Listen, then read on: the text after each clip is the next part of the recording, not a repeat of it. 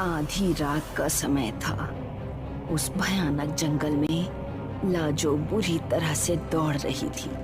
उस भयानक जंगल में अजीबोगरीब आवाजें चारों ओर गूंज रही थी कि तभी लाजो की नजर एक सुनसान गांव पर पड़ी।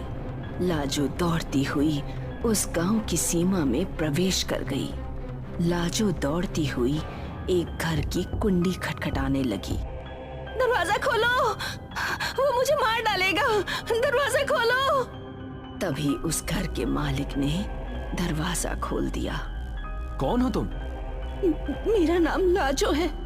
तुम इतना डरी हुई क्यों हो और हाफ क्यों रही हो? मैं आपको सब कुछ बता दूंगी, आप मुझे बस एक रात अपने घर में रुकने दीजिए, नहीं तो वो मुझे मार डालेगा। लाजो की बात सुनकर वो व्यक्ति जोर जोर से हंसने लगा। उसकी भयानक हंसी सन्नाटे को चीर गई। अगले ही पल उस व्यक्ति की शक्ल बेहद भयानक हो गई। लाजो हड़बड़ाकर अपने बिस्तर से उठकर बैठ गई। उसका शरीर पसीने से भीगा हुआ था। फिर वही सपना, आखिर ये सपना पिछले कुछ महीनों से मुझे बार बार क्यों आ रहा है? क्या रहस्य है इस सपने का? तभी उस कमरे का दरवाजा किसी ने लात मारकर खोल दिया। दरवाजा लाजो के पिताजी ने खोला था। ये मैं क्या सुन रहा हूँ लाजवंती? तुम्हारी माँ मुझे बता रही थी कि तुम कुलजीत से प्रेम करती हो। जी पिताजी, मैं कुलदीप से प्यार करती हूँ और उसी से विवाह करूंगी। लाजवंती, इसके आगे अपनी जुबान से एक शब्द मत निकालना। ये जानते हुए भी कि कुलजीत एक हिंदुस्तानी है, तुमने उससे विवाह करने का सोचा भी कैसे? तुम विवाह सिर्फ जीतू से करोगी। नहीं पिताजी, मैं कुलजीत के अलावा किसी और से विवाह करने की सोच भी नहीं सकती। और कल कुलजीत मुझे लेने आ रहा है, मैं उसके साथ हिंदुस्तान चली जाऊंगी। लाजो की बात सुनकर रतन सिंह क्रोधित होकर वहां से चले गए। अगली रात आधी रात के समय लाजो बेचैनी से अपने घर के बाहर किसी का इंतजार कर रही थी कि तभी एक कार उसके दरवाजे पर आकर रुक गई। कार में सवार कुलजीत, माधव और रंजीत बाहर निकल आए। माधव और रंजीत कुलजीत के दोस्त थे। कुलजीत एक ट्रक ड्राइवर था जो आजादी से पहले लाहौर आता जाता रहता था और वहीं से कुलजीत और लाजवंती की प्रेम कहानी शुरू हो गई। मगर कुलजीत और लाजवंती की प्रेम कहानी शुरू होने के कुछ सालों बाद भारत और पाकिस्तान में बंटवारा हो गया। लाजवंती का परिवार लाहौर छोड़कर हिंदुस्तान नहीं गया, वो लाहौर में ही शिफ्ट हो गया।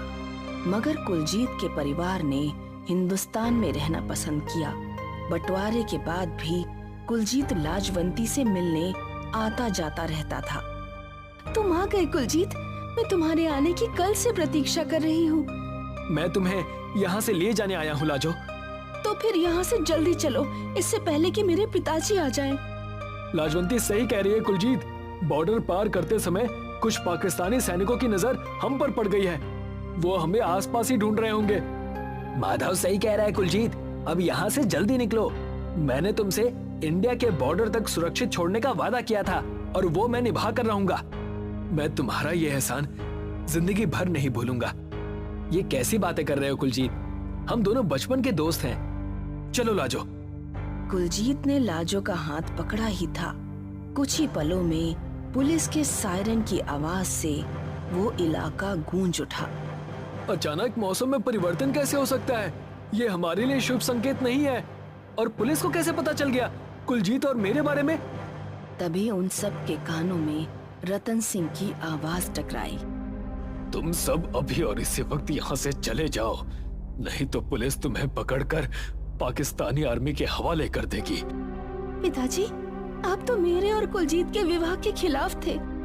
मैं तुम्हें दुखी नहीं देख सकता बेटी, और ये मत भूलो कि कुलजीत मेरी दुकान में बचपन से आता जाता रहा है। ये एक अच्छा लड़का है। लगता है आर्मी ने तुम दोनों के बारे में पुलिस को इन्फॉर्म कर दिया होगा।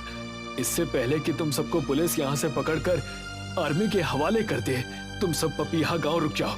लेकिन मैंने तो सुना है कि वो गांव जंगलों में स्थित है और वो सिर्फ किस्से और कहानियों में ही है। नहीं कुलजीत, पपीहा गांव वास्तव में है। घने जंगलों की वजह से शहर के लोग उस गांव में नहीं जाते। मैं तो काफी सालों से उस गांव में आता जाता रहा हूँ। उस गांव के लोग बहुत ही सीधे साधे और दूसरों की सहायता करने वाले हैं। यहाँ से दाईं तरफ जो कच्ची सड़क जाती है, उस कच्ची सड़क से करीब 20 किलोमीटर दूर है। रतन सिंह के कहने पर माधव तुरंत ड्राइविंग सीट पर बैठ गया, मगर रंजीत नहीं बैठा। अगर पुलिस यहाँ पर पहुँच गई तो पुलिस को गुमराह करने वाला भी तो कोई चाहिए। तू घबरा मत, सुबह मैं रतन जी के साथ तुझसे मिलने पपिया गांव आऊंगा और दोपहर के वक्त मैं तुम तीनों को सही सलामत इंडिया के बॉर्डर तक छोड़ दूंगा। कुछ ही देर बाद उन तीनों की कार कच्ची सड़क पर दौड़ रही थी। लगभग 1 घंटे के बाद वो तीनों पपीहा गांव की सीमा में खड़े हुए थे, जहां हर तरफ सन्नाटा ही सन्नाटा पसरा हुआ था। क्या हुआ लाजो, तुम इस गांव को इतने गौर से क्यों देख रही हो? तुम्हें यहाँ कुछ अजीब सा महसूस नहीं हो रहा कुलजीत? रात का वक्त है लाजो, और ये जंगल गांव में है, और गांव के लोग तो वैसे भी जल्दी सो जाते हैं। तुम मेरी बात पर विश्वास नहीं करोगे। पिछले कुछ महीनों से मैं इसी गांव को सपने में देख रही हूँ। हम तीनों को अंदर जाकर मदद लेनी चाहिए। हाँ, हमें इस गांव में कोई ना कोई घर तो ऐसा मिल जाएगा जो हम तीनों को रात भर रुकने के लिए पनाह दे सके। तभी उन तीनों के कानों में एक कड़कदार आवाज टकराई। इस गांव की सीमा में तो आ गए, लेकिन सीमा के अंदर घुसने की भूल भी मत करना। ये बस्ती मौत की बस्ती है। उन तीनों के सामने एक साधु खड़ा हुआ था, जो अजीब से अंदाज में उन तीनों को घूरे जा रहा था। आप कौन हैं? मैं एक साधु हूँ बेटा। मैं जानता हूँ कि तुम पाकिस्तान के रहने वाले नहीं हो। मेरी बात पर विश्वास करो। उस गांव में रात बिताने से कहीं ज्यादा अच्छा है कि तुम जंगल में रात बिता लो। इस साधु की बात में मत आना कुलजीत। अगर रात हमने जंगल में बिताई ना, तो जंगली जानवर हम तीनों को जिंदा नहीं छोड़ेंगे। और अगर जंगली जानवरों से बच गए तो पुलिस हमें तलाशती हुई यहाँ जरूर आएगी। हमारा देश साधु संतों का ही देश है बाबा। इतना बोलकर कुलजीत दोनों को लेकर पपीहा गांव के अंदर घुस गया। कुलजीत एक घर के बाहर खड़ा होकर उसके दरवाजे की कुंडी खटखटाने लगा। रुक जाओ, आता हूँ। एक बूढ़ा व्यक्ति घर का दरवाजा खोलकर उन तीनों को सवालिया नजरों से देखने लगा। कौन हो तुम लोग? हम तीनों मुसाफिर हैं बाबा। हमें आज रात रुकने के लिए जगह चाहिए। अंदर आ जाओ।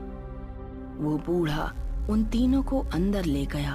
तुम तीनों के चेहरों को देखकर ऐसा लग रहा है कि जैसे कि तुम तीनों ने दोपहर का भोजन भी नहीं किया। मैं तुम्हारे लिए कुछ खाने को लेकर आता हूँ। इतना कहकर उस बूढ़े ने अपनी पत्नी को आवाजें लगानी शुरू कर दी। कमला, अरे ओ कमला, देखो हमारे घर में शहर से कुछ मेहमान आए हुए हैं। इनके लिए भोजन लेकर आओ। कुछ देर बाद एक बूढ़ी स्त्री, जिसने एक लंबा घूंघट डाल रखा था, कुलजीत, माधव और लाजो के सामने बड़ी बड़ी प्लेटों में भोजन ले आई। वो भोजन ऊपर से एक बड़ी सी थाली से ढका हुआ था। संकोच मत करो, निसंकोच होकर पेट भरकर भोजन करो। मैं तुम तीनों के सोने का इंतजाम बगल के कमरे में करवा देता हूँ। जैसे ही भोजन करने के लिए उन थालियों को हटाया, एक प्याले में एक इंसान का सर कटा हुआ रखा था और कुलजीत के प्याले में एक कटा हुआ हाथ और माधव के प्याले में किसी इंसान की कटी हुई टांग रखी हुई थी। वो तीनों घबराकर उठ खड़े हुए। तभी उस बूढ़े व्यक्ति का चेहरा देखते ही देखते भयानक हो गया और उस बूढ़ी औरत ने अपना घूंघट उठा दिया। घूंघट के अंदर एक बेहद भयानक दिखने वाली स्त्री मौजूद थी। कौन हो तुम लोग? तुम सब मुर्दा गांव में आ गए हो बेवकूफों। क्या तुम्हें नहीं पता, यहाँ लोग जिंदा तो आते हैं लेकिन कभी जिंदा जाते नहीं हैं। उस साधु की बात सही थी कुलजीत। हम सब एक भूतिया गांव में फंस चुके हैं। लाजो सही कह रही है कुलजीत। मुझे लगता है कि लाजो के पिताजी ने हम सबको जानबूझकर मौत के मुंह में फंसाया है। ये समय इन सब बातों का नहीं है, ये समय अपनी जान बचाकर भागने का है। अगर ये लाजो के पिताजी की घटिया चाल है तो मैं उनकी ये चाल नाकाम कर दूंगा माधव। अगर मेरी लाजो को कुछ भी हुआ तो मैं गदर मचा दूंगा। इतना कहकर कुलजीत लाजो का हाथ पकड़कर बहुत फुर्ती से घर से बाहर निकल गया। मगर जैसे ही वो सब घर के बाहर निकले तो सामने का नजारा देखकर उन तीनों के रोंगटे दहशत से खड़े हो गए। उन तीनों के सामने बेहद भयानक मुर्दा दिखने वाले लोग खड़े थे, मानो कि उस गांव में कोई जिंदा इंसान रहता ही ना हो। तभी वो बूढ़ा और उसकी पत्नी घर से बाहर निकल आए। उन्होंने किसी जानवर की तरह छलांग मारते हुए माधव को दबोच लिया। मुझे बचाओ कुलजीत, मुझे बचाओ। मगर कुलजीत के बचाने से पहले ही उस भयानक दिखने वाले बूढ़े ने माधव की गर्दन उसके धड़ से अलग कर दी। कुलजीत लाजो का हाथ पकड़कर भागने लगा। तभी कुलजीत को अंधेरे में दो लोग दिखाई दिए। वो रतन सिंह और रंजीत थे, जो कुलजीत और लाजो का रास्ता रोककर खड़े हो गए। उन दोनों के गले में एक लॉकेट अंधेरे में चमक रहा था। कुलजीत और लाजो दोनों बुरी तरह से फंस चुके थे। उनके पीछे उस गांव के भयानक मुर्दे उनकी ही ओर आ रहे थे। तुम दोनों यहाँ से जिंदा बचकर नहीं जा सकते। कुछ ही देर में ये सारे पिशाच तुम्हारा खून पी जाएंगे और तुम दोनों के शरीर कंकाल में परिवर्तित हो जाएंगे। ये आप कैसे बातें कर रहे हैं पिताजी? आपने तो मुझे आशीर्वाद दिया था। अपनी बकवास बंद करो। तुम मेरी पुत्री नहीं हो, मेरी कभी कोई संतान थी ही नहीं। मैंने तुम्हें आज की रात के लिए ही पाल पोस कर बड़ा किया था। अगर आज रात तुम्हारा ये बेवकूफ हिंदुस्तानी साथी तुम्हें पाकिस्तान से इंडिया ले जाने के लिए नहीं आता तो मैं खुद जबरदस्ती तुम्हें इस गांव में इन पिशाचों के हवाले कर देता। रंजीत, तुम तो मेरे दोस्त थे, तुमने रतन सिंह जैसे राक्षस का साथ क्यों दिया? अमर कौन नहीं होना चाहता कुलजीत? सच तो ये है कि मैं तुम्हारे साथ में कभी था ही नहीं। मैं तो तुम्हारी पल पल की खबरें रतन सिंह को देता रहता था। तभी कुलजीत के कानों में उसी साधु की आवाज टकराई। ये दोनों सही कह रहे हैं कुलजीत। साधु तेज तेज कदमों से कुलजीत के सामने आकर बोला, रतन सिंह सही कह रहा है। लाजो उसकी पुत्री नहीं, बल्कि ये तो इस बेचारी को किसी अनाथालय से उठा लाया था। ये इसी गांव में आकर बरसों से काली विद्या का पाठ कर रहा है और ना जाने कितने असहाय लोगों की बलि दे चुका है। लेकिन क्यों बाबा? अमर होने के लिए। तुम्हारा दोस्त रंजीत इसका दाहिना हाथ है, जो लोगों को बहला फुसलाकर इसी गांव में ले आता है, और रतन सिंह उन बेचारों को इन पिशाचों के हवाले कर देता है।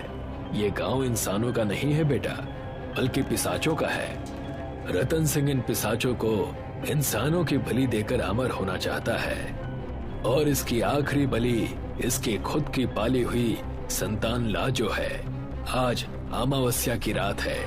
आज रात अगर रतन सिंह अपने मकसद में कामयाब हो गया तो वो और रंजीत दोनों अमर हो जाएंगे।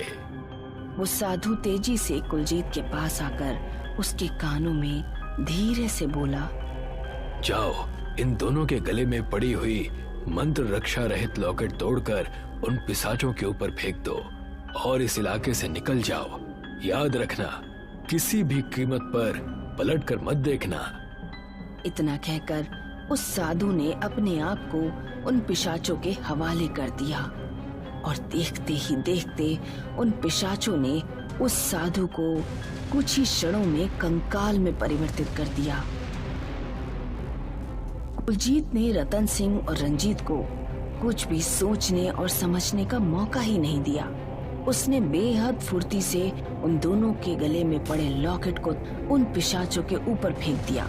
कुछ ही देर में वो भयानक जंगल चीखों से गूंज उठा। रतन सिंह और रंजीत, उन दोनों के चेहरे भी पिशाच जैसे हो गए। कुलजीत लाजो का हाथ पकड़कर लाजो को इंडिया लेकर चला आया